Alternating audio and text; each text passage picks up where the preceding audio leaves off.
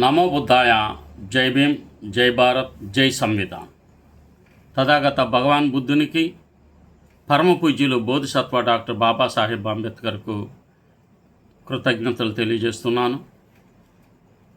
బహుజన యుద్ధబేరు YouTube ఛానల్కు స్వాగతం పలుకుతున్నాను. ఈరోజు టోపీ, గడ్డం, కులం, మత చిహ్నాలు ద్వేష రాజకీయాల లక్ష్యంగా మారిన మత విశ్వాసాలు, ఈ అంశంపై మాట్లాడాలని భావిస్తున్నాను. రాజ్యాంగ భారతం వర్సెస్ హిందుత్వ రాజకీయాలు. అంబేద్కర్, పూలే, పెరియార్ దృక్పథంలో ఒక విశ్లేషణ చేయాలనుకుంటున్నాను. భారతదేశం ప్రపంచంలోనే అత్యంత వైవిధ్యభరితమైన సమాజాలలో ఒకటి. వందలాది భాషలు, వేలాది కులాలు, అనేక మతాలు, సంస్కృతులు, సాంప్రదాయాలు కలిసి భారతీయ సమాజాన్ని నిర్మించాయి.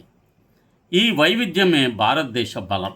అయితే ఇదే వైవిధ్యాన్ని బలహీనతగా చూపిస్తూ ఒకే మతం, ఒకే సంస్కృతి, ఒకే జాతీయత అనే భావనను రుద్దే రాజకీయ ప్రయత్నాలు కూడా దేశ చరిత్రలో కొనసాగుతున్నాయి.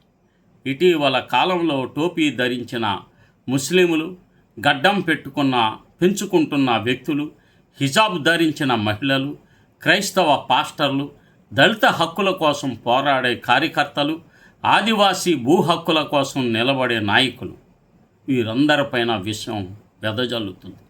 వీరందరూ వివిధ సందర్భాల్లో లక్ష్యాలుగా మారడం యాదృచ్ఛికం కాదు. ఇది ఒక పెద్ద రాజకీయ, సామాజిక ప్రక్రియలో భాగంగా పరిగణించాల్సిన అంశం. ద్వేషం ద్వేషం ద్వేషం ద్వేషం వ్యక్తులపై కాదు, మత గుర్తింపులపై. ఒక వ్యక్తిని అతని ప్రవర్తన ఆధారంగా కాకుండా అతని మతం, కులం, దుస్తులు, పేరు లేదా ఆహారపు అలవాట్ల ఆధారంగా అంచనా వేయడం ప్రజాస్వామ్య సమాజానికి ప్రమాదకరం. ముస్లిం అని అనుమానించడం, క్రైస్తవుడు అని శత్రువుగా చూడడం, దళితుడు అని తక్కువగా అంటరానివాడిగా చూడడం, ఆదివాసి అని వెనకబడిన వాడిగా ముద్ర వేయడం, ఇవన్నీ ఒకే రకమైన సామాజిక వివక్ష రూపాలు. డాక్టర్ బాబాసాహెబ్ అంబేద్కర్ ఈ ప్రమాదాన్ని చాలా ముందుగానే గుర్తించారు. ఆయన దృష్టిలో భారతదేశానికి ప్రధాన సమస్య విదేశీ ఆక్రమణలు కాదు, కుల వ్యవస్థ, సామాజిక అసమానతలు, మతాధిపత్య రాజకీయాలే వారికి శత్రువులు. సామాజిక ప్రజాస్వామ్యం లేకుండా రాజకీయ ప్రజాస్వామ్యం నిలబడదని చెప్పారు. ఈ మాట నేటి భారతదేశ పరిస్థితులకు మరింతగా వర్తిస్తుంది. టోపీ, గడ్డం చూసి ద్వేషం చేయాలా?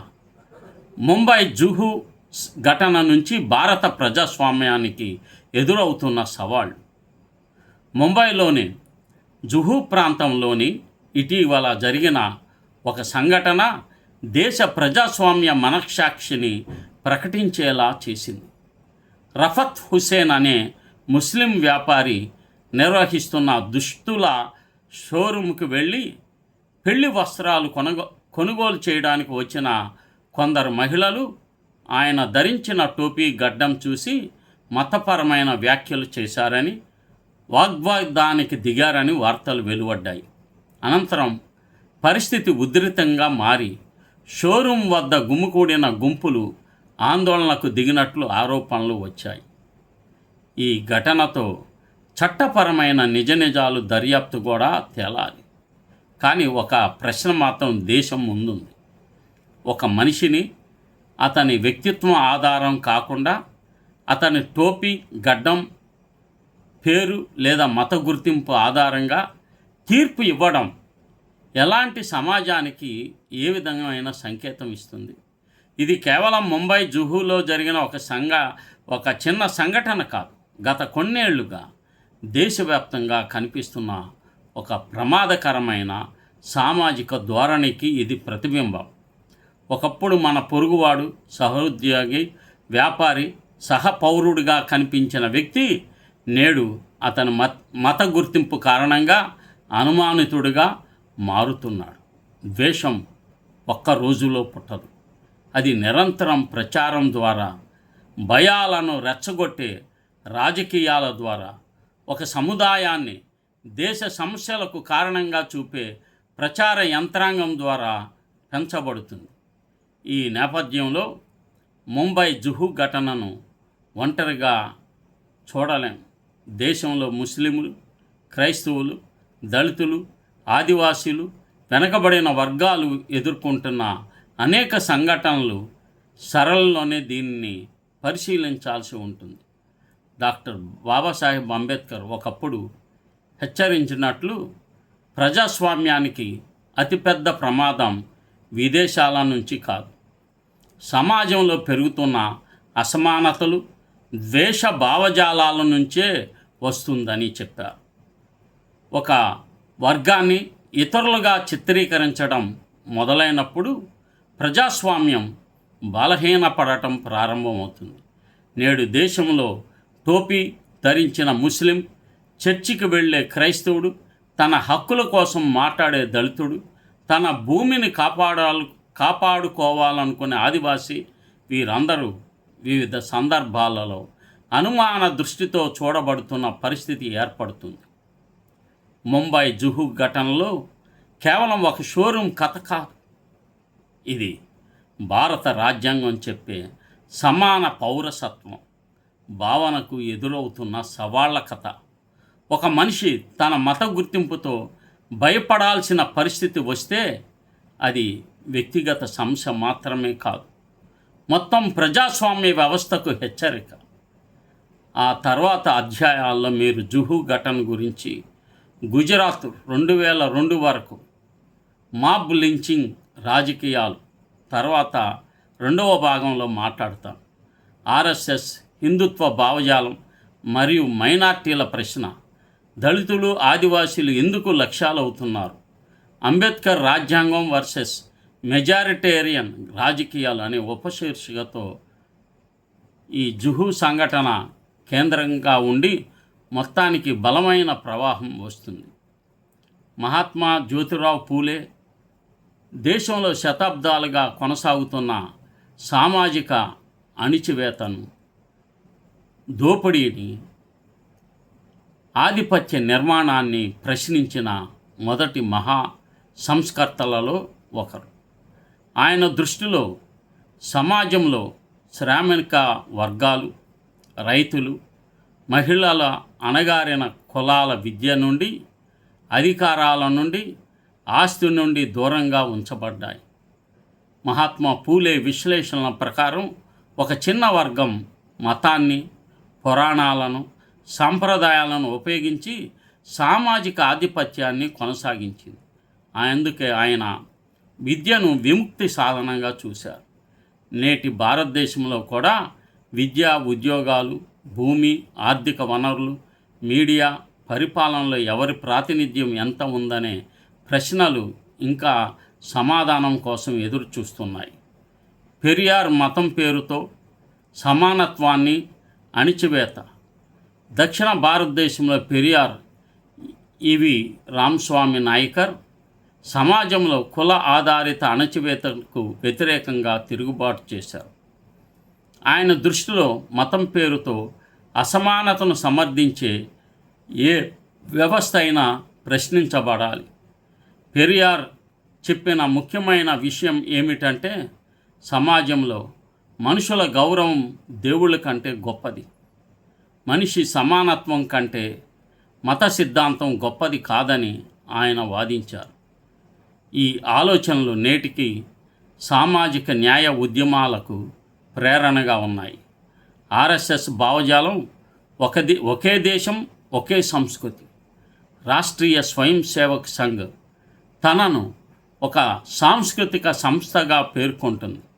అయితే దాని విమర్శకులు ఈ సంస్థ ప్రచారం చేసే హిందూ రాష్ట్రం అనే భావన భారత రాజ్యాంగంలోని లౌకిక ప్రజాస్వామ్య సూత్రాలకు విరుద్ధమని వాదిస్తున్నారు. భారత రాజ్యాంగం ప్రకారం దేశం అన్ని మతాలకు సమాన గౌరవం ఇచ్చే లౌకిక గణతంత్రం. కానీ హిందుత్వ రాజకీయాలు భారతీయతను ఒకే మతంతో గుర్తింపుతో నిర్వచించడాన్ని ప్రయత్నిస్తున్నాయనే విమర్శలు ఇప్పుడు బలంగా వ్యాప్తి చెందాయి. ఈ నేపథ్యంలో మైనార్టీలు, దళితులు, ఆదివాసులు తమ రాజ్యాంగ హక్కులపై ఆందోళన వ్యక్తం చేస్తున్నారు. మైనార్టీలు ఎందుకు లక్ష్యమవుతున్నారు? సామాజిక శాస్త్రవేత్తల విశ్లేషణ ప్రకారం ఆర్థిక సమస్యలు, నిరుద్యోగం, అసమానతలు పెరిగినప్పుడు ప్రజల దృష్టిని మళ్లించడానికి అంతర్గత శత్రువు అనే భావనను సృష్టించడం రాజకీయంగా ఉపయోగపడుతుంది. ఈ ప్రక్రియలో ముస్లింలు, క్రైస్తవులు, వలసవాదులు లేదా ఇతర మైనార్టీలు లక్ష్యంగా మారే ప్రమాదం ఉంది. లవ్ జిహాద్, ల్యాండ్ జిహాద్, పాపులేషన్ జిహాద్ వంటి రాజకీయ పదాలు రాజకీయ చర్చలలో తరచుగా వినిపిస్తున్నాయి. కానీ వీటిలో చాలా ఆరోపణలకు సరైన న్యాయపరమైన లేదా గణాంకపరమైన ఆధారాలు ఇసుమైన కూడా లేవు, కొద్దిగా కూడా లేవు. ఇది అనేక మంది విశ్లేషకులు చెప్తున్నారు. దళితులు, ఆదివాసులు రాజ్యాంగ హక్కుల కోసం నిరంతరం పోరాటం చేస్తున్నారు.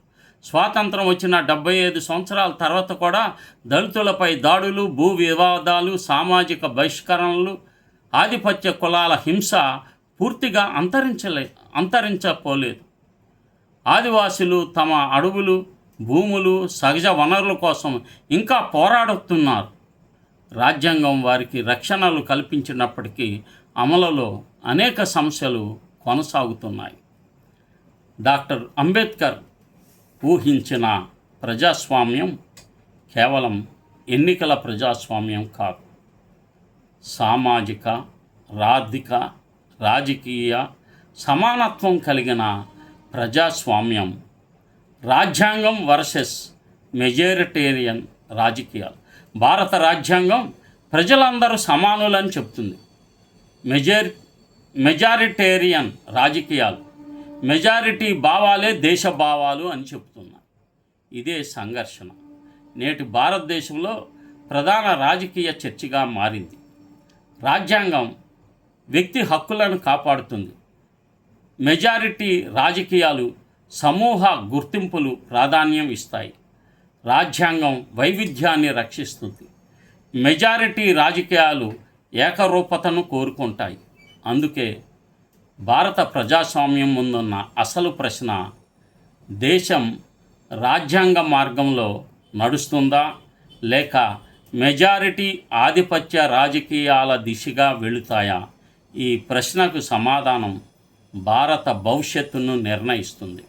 ఈ విషయం చాలా కీలకమైన విషయం. మెజారిటీ రాజకీయాలు హిందుత్వ మతముసుగులో చేయాలని ఆర్ఎస్ఎస్ భావజాలం ప్రచారం చేస్తుంది. ఈ భావజాల వ్యతిరేక విధానాలను మనం నిలుపుదల చేయాలంటే ఎస్సీ, ఎస్టీ, బీసీ, మైనార్టీ సోదరులందరూ ఒకే జాతి, ఒకే రక్తానికి చెందిన వారని, వారు ఈ దేశానికి మూల పురుషులని భావించి ఈ మెజారిటీ ప్రజలు పరిపాలించేటట్లు చేయటానికి అందరూ ఒకటి కావాల్సిన అవసరం ఉందని చెప్పి తెలియజేస్తున్నాను. నమో బుద్ధాయ.